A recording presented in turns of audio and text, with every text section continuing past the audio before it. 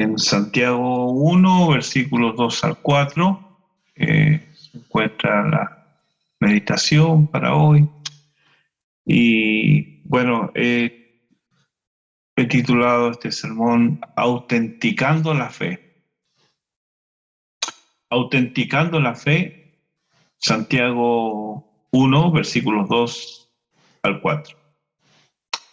La escritura ya ha sido leída y nos vamos a buscar entonces a ella. El año 2000, si mal no recuerdo, tuve la oportunidad de hacer un viaje misionero al sur del Perú. Desde Arica cruzamos la frontera en auto hasta Tacna. Y al pagar ese servicio, yo lo hago por mí y por mi compañero, con moneda local. Billetes de 10 y 20 soles. Conté y pagué. El conductor iba manejando, entonces con las manos en el volante, él recibe el dinero y lo empieza a contar. Y me devuelve un billete de 20 soles y me dice: señor, este billete es falso. Quedé de una pieza. Rápidamente revisé todo el dinero que tenía en soles. Y efectivamente ese billete tenía una textura diferente. Así que o me engañaron en Arica cuando cambié, o me hizo el cambiazo el chofer y yo no me di cuenta.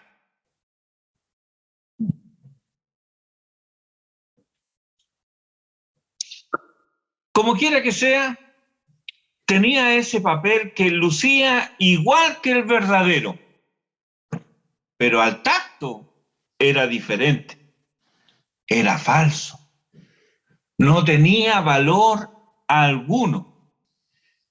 Y era peor que no tener nada, porque por un breve tiempo me dio la ilusión de que tenía ese valor, el valor de 20 soles, y resulta que no, era un papel pintado. Claro, los mismos colores, era igual. Así que yo pensé que tenía ese dinero, pero no tenía nada, solo un papel pintado. Y casi me meto en problemas serios, sin habérmelo propuesto, ni estar consciente de ello. Así es la fe de algunos.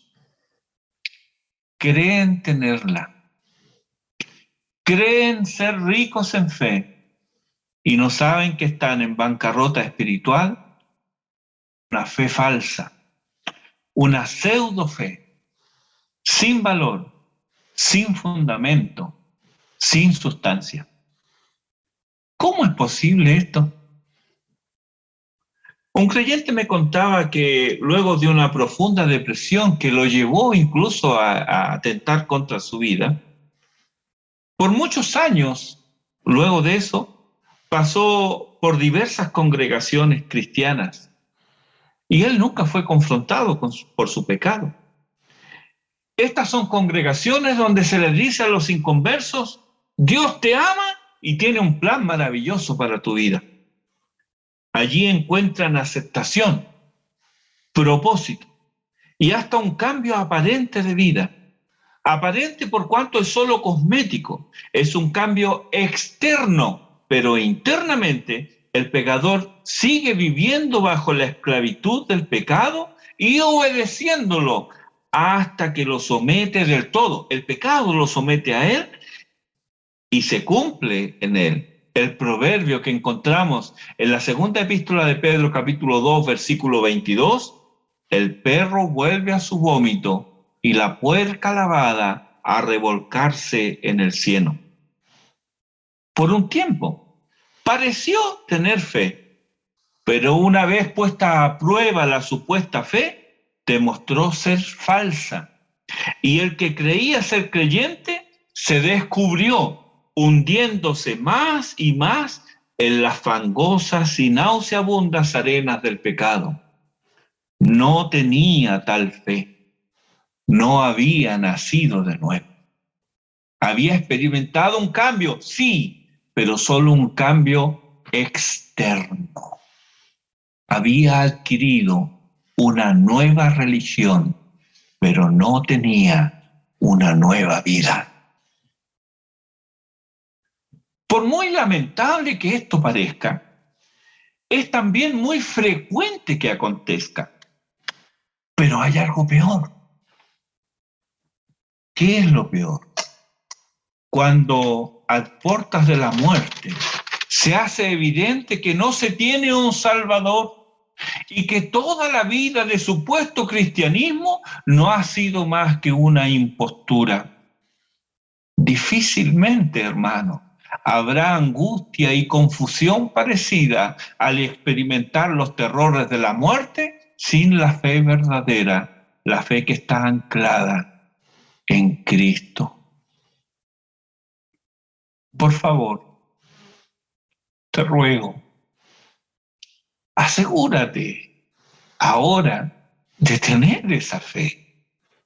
Y no dejes que el día pase sin que tengas la certeza de la vida eterna. Mañana puede ser muy tarde. Santiago ha sido testigo privilegiado del devenir de sus hermanos. Él vio con cuánto gozo se unieron al grupo creciente de creyentes en Jerusalén hasta que Dios los dispersó. Jesús, resucitado, antes de ascender al Padre, les había dicho: me seréis testigos en Jerusalén, en toda Judea, en Samaria y hasta lo último de la tierra. Pocos se podían imaginar sus discípulos que esta acción de dispersar fuera llevada a cabo mediante la persecución. Leemos en el libro de Hechos, capítulo 8, versículo 1. En aquel día hubo una gran persecución contra la iglesia que estaba en Jerusalén, y todos fueron esparcidos por las tierras de Judea y de Samaria, salvo los apóstoles. Si lees el versículo 4 en ese mismo capítulo 8, dice: los que fueron esparcidos iban por todas partes anunciando el evangelio. Ahora, si leemos Hechos capítulo 11, versículos 19 y 20, dice: los que habían sido esparcidos a causa de la persecución que hubo con motivo de Esteban pasaron hasta Fenicia, Chipre y Antioquía, no hablando a nadie la palabra, sino solo a los judíos. Pero había entre ellos unos varones de Chipre y de Cirene, los cuales, cuando entraron en Antioquía, hablaron también a los griegos. Ya esto, no solo a los judíos, más allá, también a los griegos, anunciando el evangelio del Señor Jesús. Dios les había dicho: me seréis testigos. Ellos nunca pensaron de que Dios iba a usar la persecución para cumplir su propósito. Aquí claramente podemos ver que el propósito redentor de Dios se cumple con la participación de los creyentes, y estos, aunque perseguidos y probados, evidencian su fe, no quejándose ni lamentándose de su situación, sino aprovechando las circunstancias para anunciar el evangelio del Señor Jesús. Dios ama a los suyos de tal manera que usará hasta el pecado del hombre para mostrar su gloria. ¿Cómo? Las guerras, los conflictos, las enfermedades, Las prisiones, Dios las usará para alcanzar a los herederos de la salvación. De las colmenas del sufrimiento han salido las mieles que endulzan las aguas amargas de muchos santos. Mira cuánto bien ha hecho la obra que Bunyan escribió en su injusta prisión de 12 años, El progreso del peregrino. O cuánto consuelo y esperanza ha traído a corazones afligidos el himno de Spafford, Estoy bien con mi Dios. Luego que lo inspirara el telegrama de su esposa, avisándole que ella había sobrevivido al naufragio donde habían perdido a sus 2 únicas hijas. Las lágrimas de los santos que sufren no se pierden ni se evaporan. Dios las guarda como su especial tesoro, como bálsamo que aplicará a otra alma herida. Dice el fugitivo David, cuando su alma no tenía paz ni sosiego, en el Salmo 56, versículo 8, mis huidas tú has contado. Él estaba huyendo. Mis huidas tú has contado, pon mis lágrimas en tu redoma. ¿No están ellas en tu libro? Y escucha atentamente a Pablo en la segunda carta a los Corintios, capítulo 1, versículos 3 y 4, donde prorrumpe en alabanzas a Dios. ¿Por qué? ¿Cuál es la razón de su regocijo, de su gratitud? ¿Es acaso el bienestar que él está experimentando? ¿Es la excelente salud de la cual él goza? ¿Es acaso por la solvencia económica por la cual está atravesando? Nada de eso. Él dice, bendito el Dios y Padre de nuestro Señor Jesucristo, Padre de misericordias y Dios de toda consolación, el cual nos consuela en todas nuestras tribulaciones, para que podamos también nosotros consolar a los que están en cualquier tribulación por medio de la consolación con que nosotros somos consolados por Dios. Es así que la aflicción, el sufrimiento, no es extraño al pueblo de Dios. Muy bien lo dice Spurgeon.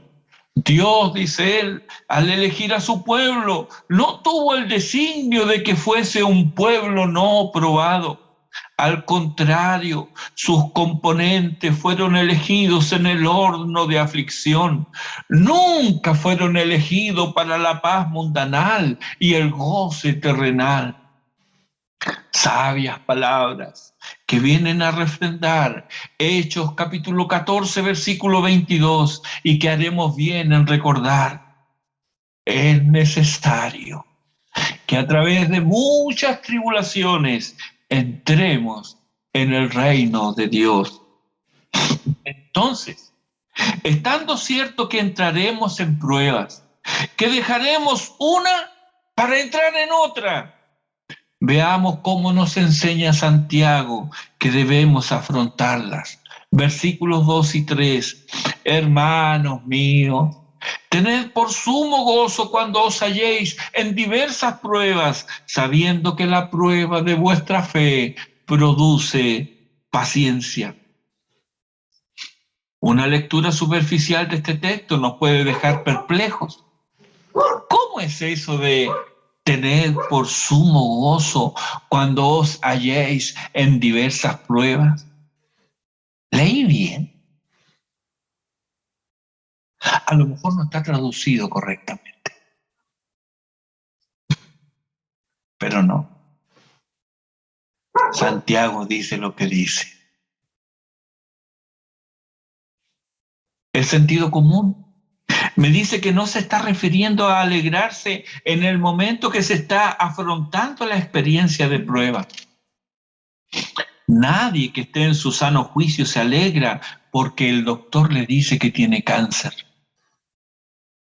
Nadie se siente feliz ante la traición de un ser amado, ni se llena de júbilo cuando muere un ser querido.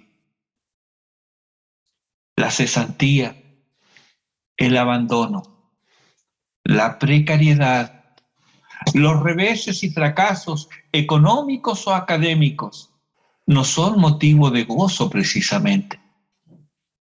Entonces, ¿qué es lo que Santiago está tratando de comunicar cuando nos dice que los cristianos han de considerar motivo de alegría y contentamiento el enfrentar diversas clases de pruebas?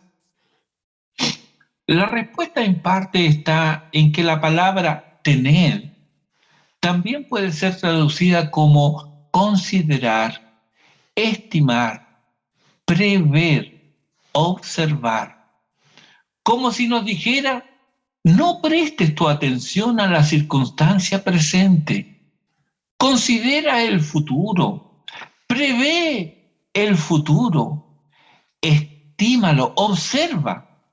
¿Puedes verlo? Aunque ahora hay tinieblas, habrá gloria en los días venideros. Hay oscuridad, sí, pero no es la oscuridad del laberinto de una cueva, sino que es un túnel.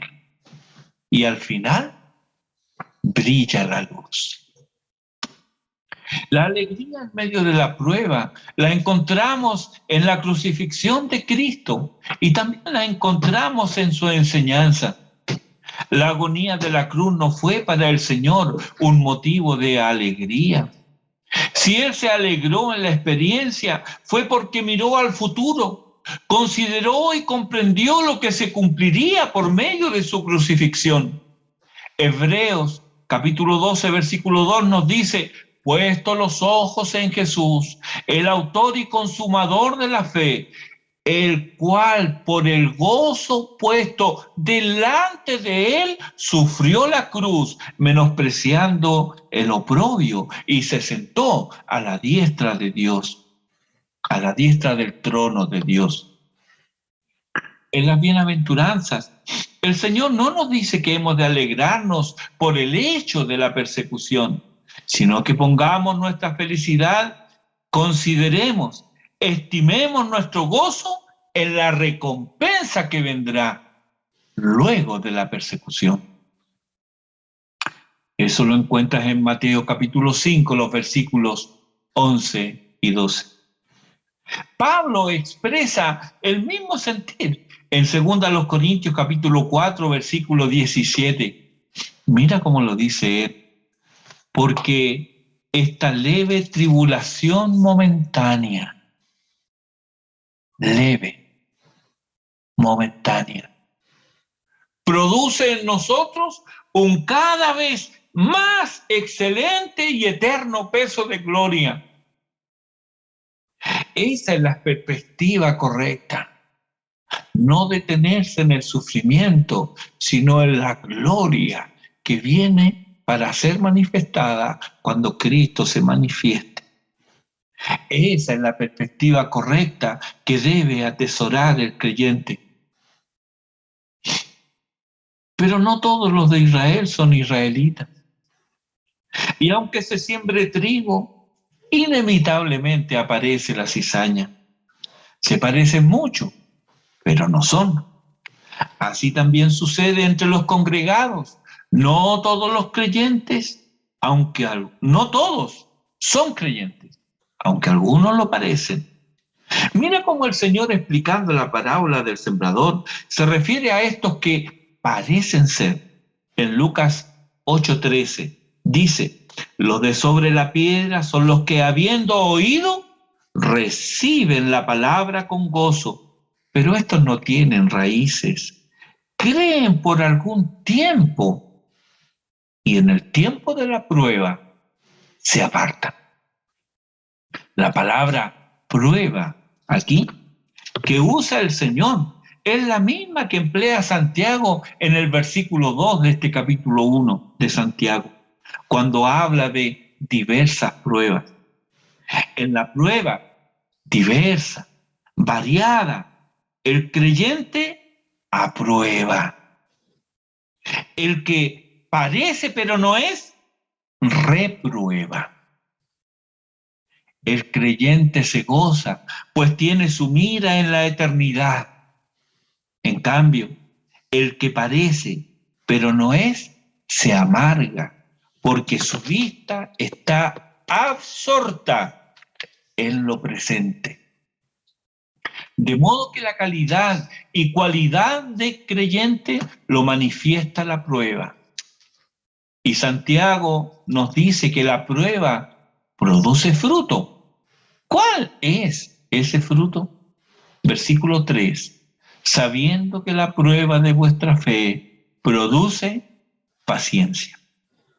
Entonces, diversas pruebas es lo que les toca a los hermanos míos. Todas cosas que también les acontecen al resto del género humano. Pero la reacción frente a ellas, la actitud de unos y otros, de creyentes y de inconversos ante la prueba, depende de si la fe es genuina o no, de si son creyentes o no. No es lo mismo un creyente frente al duelo que un incrédulo. En cambio, hermanos, la prueba del versículo 3 no solo es exclusiva del creyente, puesto que se da por hecho la existencia de fe, sino que Santiago usa aquí una palabra distinta. Esta es, podríamos decir, habiendo pasado la prueba, hay confiabilidad, se es digno de confianza. Es tener billetes verdaderos, porque al tenerlo y saber que son verdaderos, entonces tranquilamente puedes hacer las transacciones que quieras. Aquí el billete falso es excluido. ¿Por qué? Porque no es real, no es dinero. Así también la fe espuria, la fe falsa no es real, no sirve. La misma diferencia hace Pedro en su primera carta, en el capítulo 1, versículos 6 y 7. Está 2 veces la palabra prueba, pero son palabras distintas. De igual manera también las usa en el mismo orden Santiago, en el capítulo 1, versículos 2 y versículo 3. La actitud correcta por parte del cristiano al enfrentar la prueba producirá fruto en su vida. Y ese fruto es la virtud de la paciencia. Un niño no espera por su alimento. Él lo quiere ya. Y llora exigiéndolo. El niño crece. Y se frustra rápidamente cuando no salen las cosas como quiere. Ya es joven, pero él solo conoce de exigencias y de satisfacción inmediata. La espera lo pone de mal humor, lo pone nervioso. Y la tecnología ha hecho que la adolescencia se prolongue más allá de los 20 años. Adolescencia, de adolecer, que le falta crecer, desarrollarse, madurar. Y la característica preponderante es la falta de paciencia, virtud que viene de la vida probada y aprobada. Se cuenta de un pastor joven que, comprendiendo su falta de paciencia, le pidió a un pastor ya anciano que orara por esa que él consideraba era su necesidad. Este hombre de Dios se arrodilló con él y comenzó a orar. Señor, pon a tu hijo en problemas y dificultades. Y así continuó orando en este de esta manera. Bueno, el joven escuchó al principio y ya después no pudo seguir escuchando porque pensó que el anciano no había entendido bien su petición. Entonces le susurra al oído: usted debe haberme entendido mal. Le pedí que orara para que yo pudiera tener más paciencia, no más problemas. El anciano pastor lo miró y le respondió: la escritura dice, la tribulación produce paciencia. Ese es el único camino. Le estaba recordando Romanos capítulo 5. Algunas versiones modernas, aquí donde la Reina Valera pone paciencia, han puesto constancia, la NTV y la NBI. Y Kistemaker en su comentario, él la traduce como perseverancia. Paciencia, constancia, perseverancia.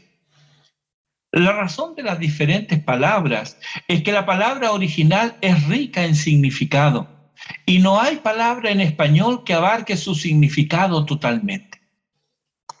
Esta palabra que encontramos en Hebreos 10:36, ahí dice: porque os es necesaria la paciencia para que, habiendo hecho la voluntad de Dios, obtengáis la promesa. Esta palabra también la encontramos en Hebreos capítulo 12, versículo 1, y en la oración y deseo de Pablo en 2 Tesalonicenses capítulo 3, versículo 5. También Juan la usa en el libro de Apocalipsis. Siempre que usa paciencia en Apocalipsis, está usando esta palabra. Y esto significa resistencia o aguante alegre. También significa perseverancia y constancia. Es una mezcla de todos estos significados. Dice Barclay: no se trata simplemente de la capacidad para soportar las cosas, es la capacidad para transformarlas en grandeza y gloria. Y él lo ilustra. Dice: lo que más sorprendió a los paganos en los siglos de la persecución fue que los mártires no morían aterrados, sino que morían cantando.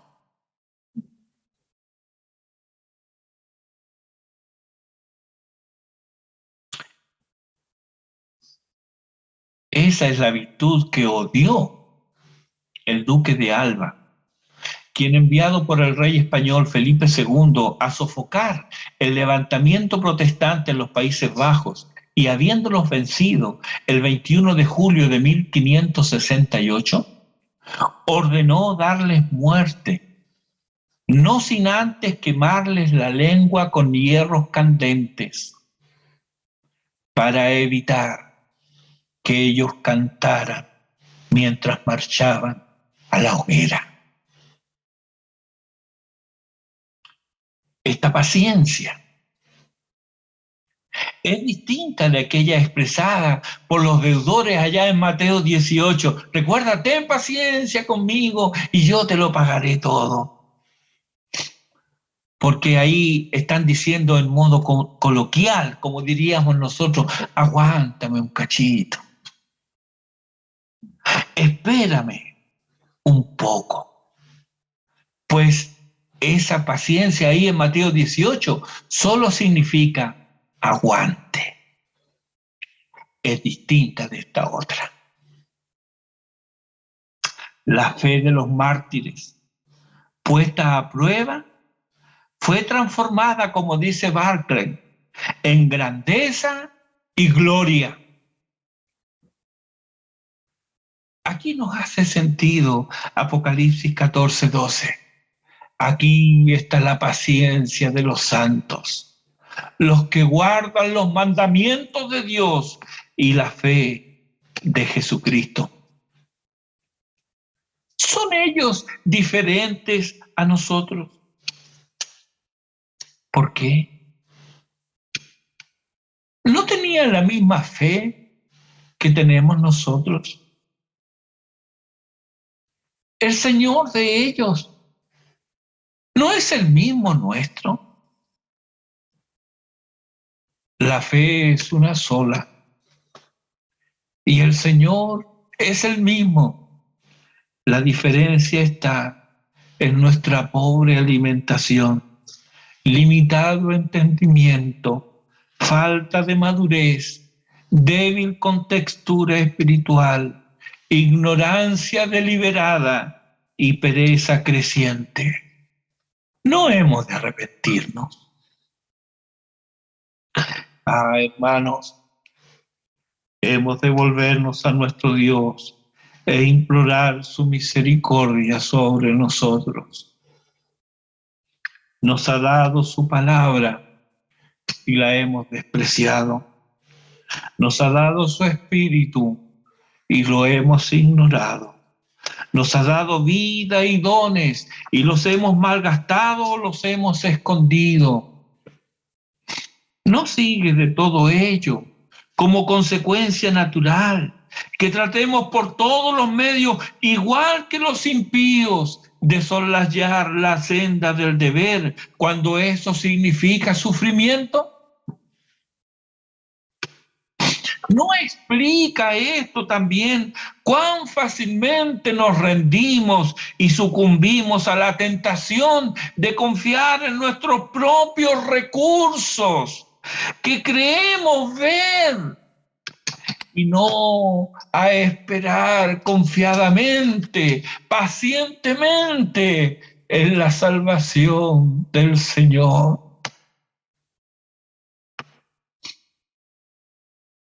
Debemos saber entonces que la prueba de vuestra fe produce paciencia. No trates de evitarla, pues Dios ha dispuesto tus pruebas para evidenciar y vigorizar tu fe.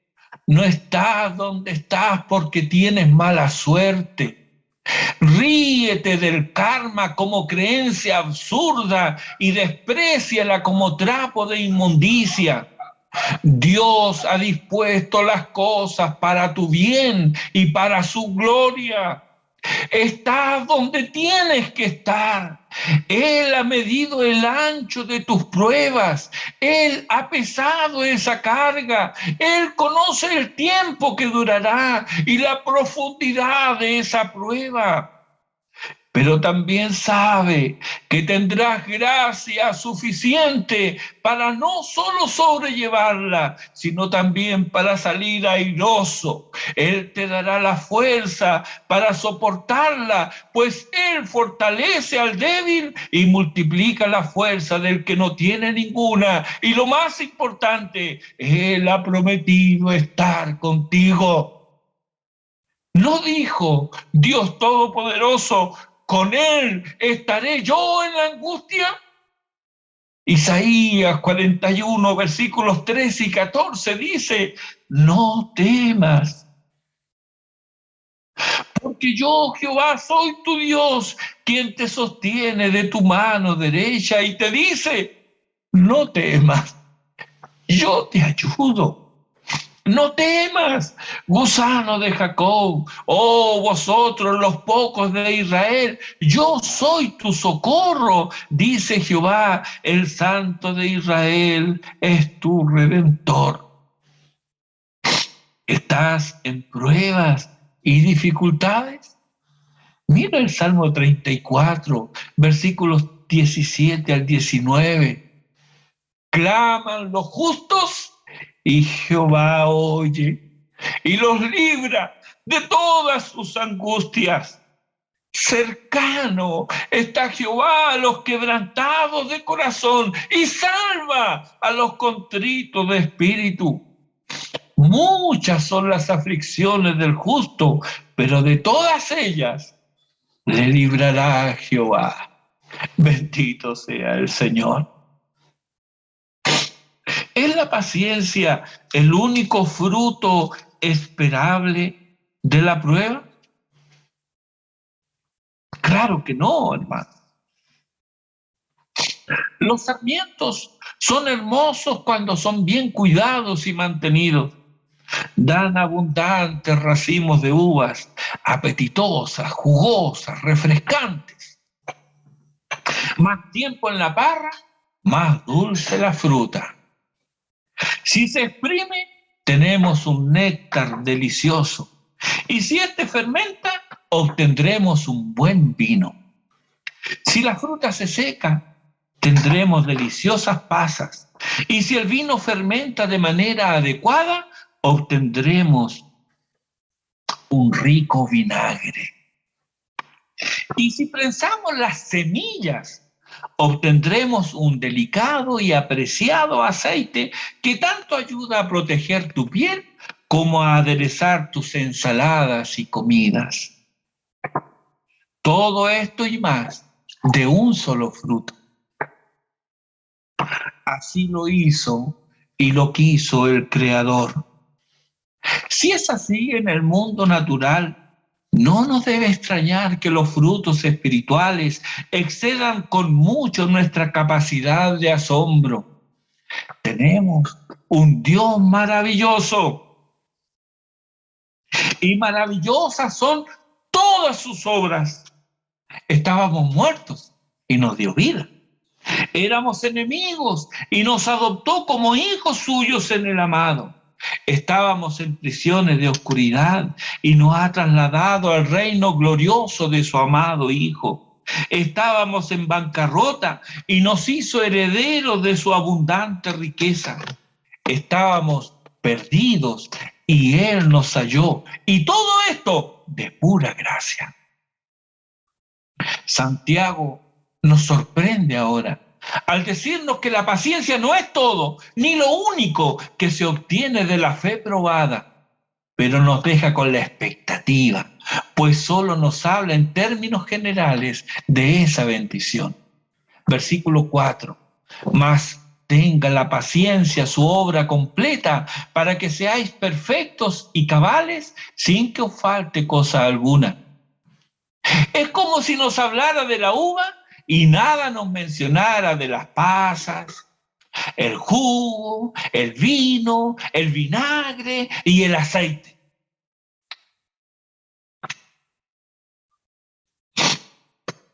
Hablaremos más de la obra completa de la paciencia en otra oportunidad, pero no podemos pasar por alto el hecho de llegar a ser perfectos y cabales. Santiago afirma que el creyente que aprueba las pruebas que Dios ha diseñado para su bien, poseerá la virtud de la paciencia y que dicho creyente será perfecto. Es obvio que no se refiere a que el tal creyente sea sin pecado. Primera de Juan capítulo 1, versículo 8 dice, si decimos que no tenemos pecado, nos engañamos a nosotros mismos y la verdad no está en nosotros. Entonces, ¿qué quiere decir con perfecto? Quiere decir que el creyente que tiene la virtud de la paciencia es maduro. El cristiano en cuya vida ha practicado la paciencia se convierte en una persona madura en Cristo Jesús. Es interesante, hermanos, ver que en Israel los hombres de 20 años hacia arriba podían y debían ir a la guerra. Ellos eran llamados a combatir, pero para servir en el santuario, el mínimo de edad era 30 años.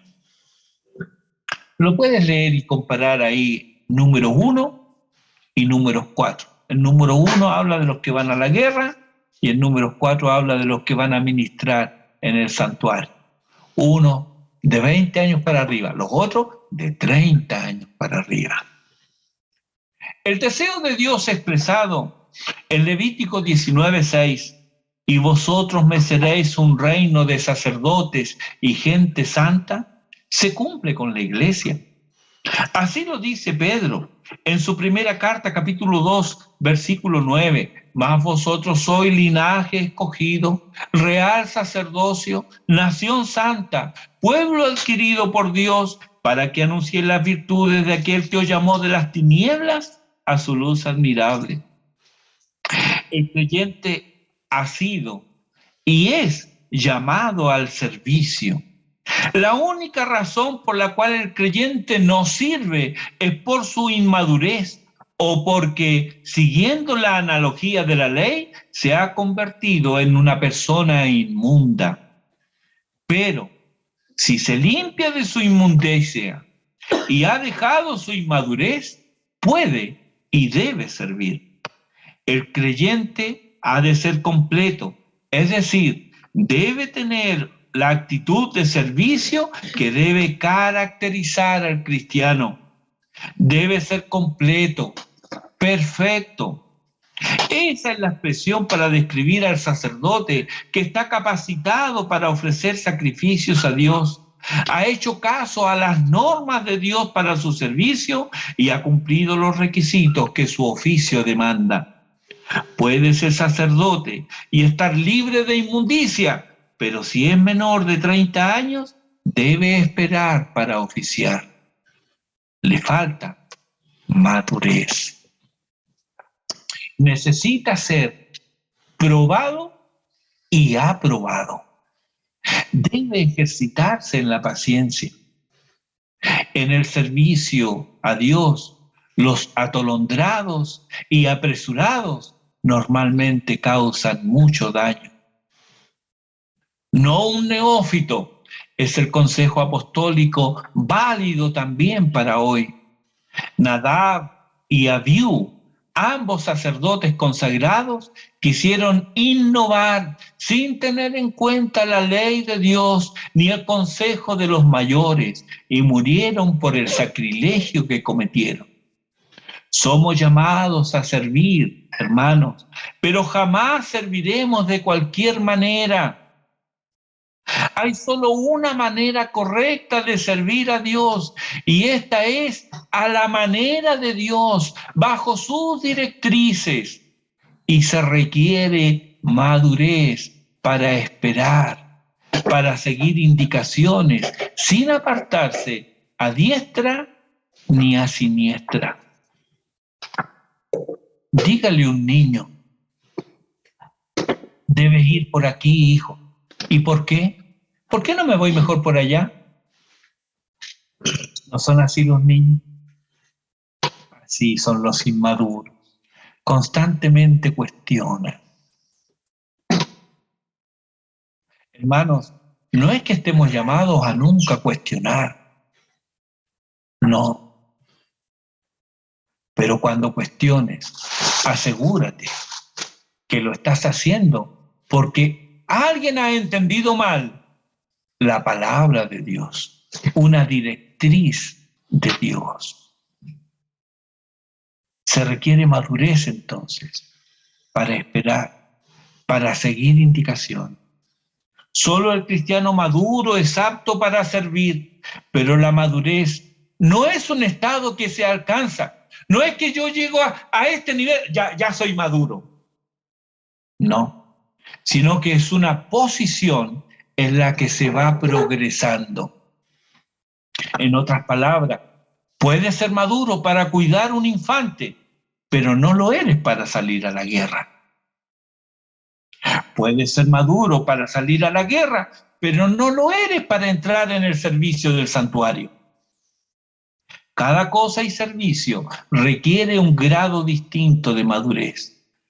Y te diré algo. Si tu anhelo es servir a tu Rey y Señor, nada contribuirá tanto a ese fin como el conocimiento de las Escrituras, pues mientras eres probado, responderás de manera correcta y aprobarás cuando las Escrituras estén de tu lado. Recordemos aquí, Hebreos capítulo 5, versículos 13 y 14. Y todo aquel que participa de la leche es inexperto en la palabra de justicia, porque es niño. Pero el alimento sólido es para los que han alcanzado madurez, para los que por el uso tienen los sentidos ejercitados en el discernimiento del bien y del mal. La madurez entonces es alcanzable. Confía en el Señor mientras eres probado. Ejercítate para la piedad. Echa mano de la vida eterna y Dios te usará según el grado de madurez que alcances. Esto lo determinará tu actitud ante las pruebas, pero antes debes asegurarte que tu fe sea real. Debes asegurarte que eres realmente creyente, que tu fe sea real. Porque si no eres creyente, entonces no tienes fe. Y sin fe es imposible agradar a Dios. ¿Dudas que tengas la fe real?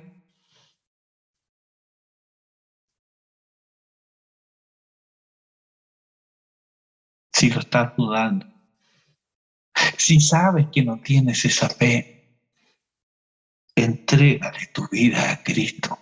No dilates más esta situación. Pide de Él misericordia. Él te dará arrepentimiento y fe. No dudes más. Él dijo, al que a mí viene, yo no le echo fuera. Lo dijo el Señor. Dios bendiga su palabra en nuestros corazones. En el nombre de Cristo. Amén.